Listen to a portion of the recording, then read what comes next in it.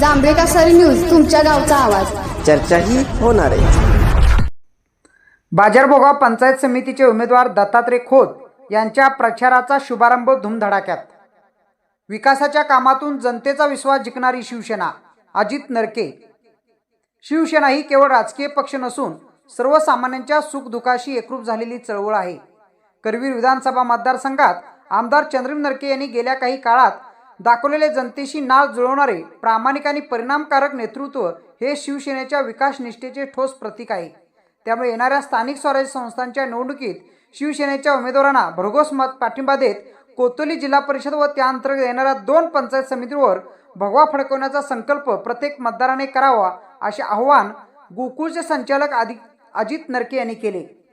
पन्हाळा तालुक्यातील बाजारभोगाव येथे कोतोली जिल्हा परिषद मतदारसंघातील शिवसेनेचे उमेदवार सौ वर्षा राणी पाटील, बाजारभोगाव पंचायत समितीचे उमेदवार दत्तात्रय खोत व कोतोली पंचायत समितीचे उमेदवार अण्णासाहेब गायकवाड यांच्या प्रचाराचा जल्लोषात शुभारंभ झाला.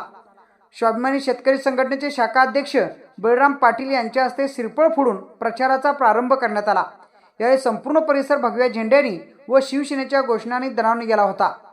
या कार्यक्रमात माजी पंचायत समिती सदस्य प्रकाश पाटील पोहळे, तर बोरगाव येथील राजाराम जाधव, कोतुलीचे PM पाटील यांनी शिवसेनेच्या लोकाभिमुख विकास कार्याचे मनापासून कौतुक करत सर्व उमेदवारांना विजयी करण्याचा निर्धार जाहीर केला.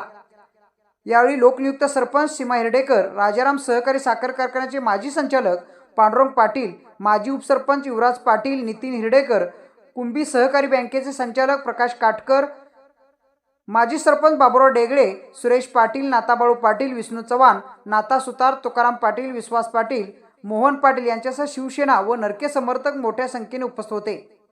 कार्यक्रमाचे सूत्रसंचालन शरद जाधव यांनी केले तर आभार रघुनाथ गवळी यांनी मानले. बाजारभोगासह संपूर्ण परिसरात शिवसेनेच्या प्रचाराला उत्स्फूर्त प्रतिसाद मिळत असून काम करणाऱ्यालाच पुन्हा संधी या भावनेतून मतदारांचा कौल स्पष्ट होताना दिसत आहे. निवडणुकीचे राजकीय वातावरण दिवसेंदिवस अधिक तापत चालले आहे. जांभेकासरी न्यूजसाठी बाजारभोगावहून राम करले.